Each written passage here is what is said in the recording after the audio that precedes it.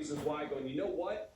I think that's why Georgia is a team that's headed to the college football playoff, just because I've never seen Kirby Smart that way. 855-242, Paul, is the phone number.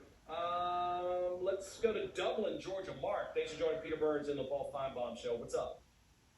Hey, Peter. How are you doing today? I'm doing great, man. How you doing? Doing good. Thanks for having me on. Just want to make a few points and ask you a couple of questions.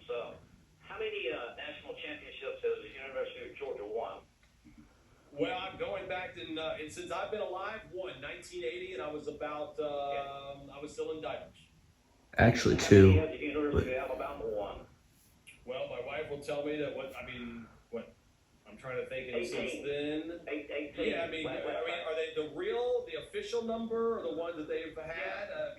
Anywhere 13 to 19, whatever the number is for. Alabama to 1925, they've won 18 official championships. They should have won one, I think, something like 66 or 67 when Notre Dame and Michigan State tied 10-10. Oh, who cares? Alabama was undefeated that year, but that was so long ago. People tend to forget it. But anyway, I just wanted to make a remark about Georgia. They're not going to beat Florida again this year. Florida's got a very, very talented team and a very, very good coach, Dan Mullen.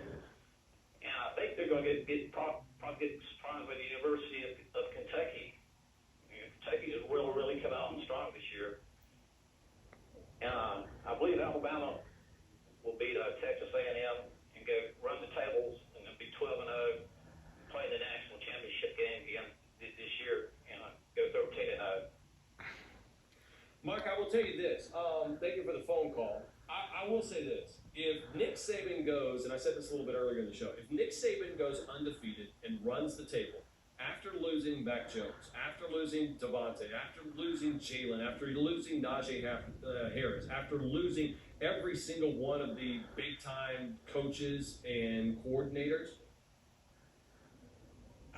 what else do you do? How else do you compete with this? Because he will have perfected such the football mechanisms around this sport that I'm not sure how anyone competes with it. I'm not buying the fact that they win a national title, or at least the fact that they go undefeated this year. But if he does, just pack it in.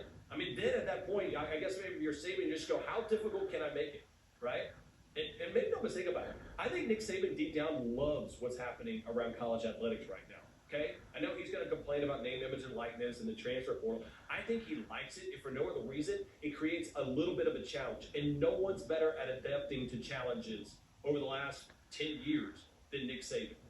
Other coaches are complaining about it. Nick Saban says, that's fine. If you want to do that, I'm just going to find a better way to do it. More coaches need to learn that from Nick Saban, and I think that's what they're starting to learn.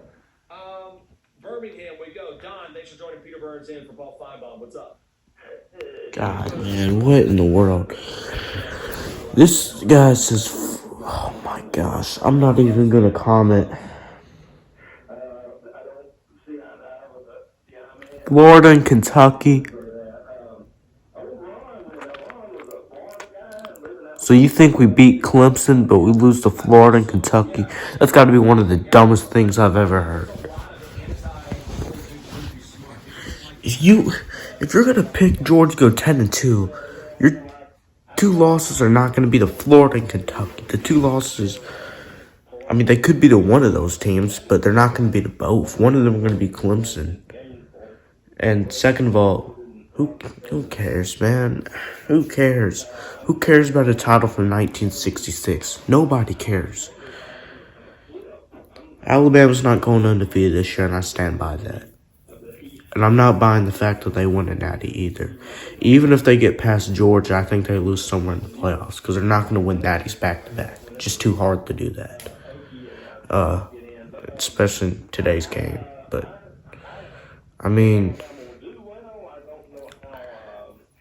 not... Whatever, man. Whoever that guy was, Mark, sir, if I could say something to you right now, all I'm going to say is, I expect to see you calling again on September 5th. See you week 1, buddy. And see you in the SEC title, because you're a Bama fan, I'm guessing. Other than that, it's 4 a.m. I'm not going to say that peace, go dogs, very loud. But we can do peace, go dogs.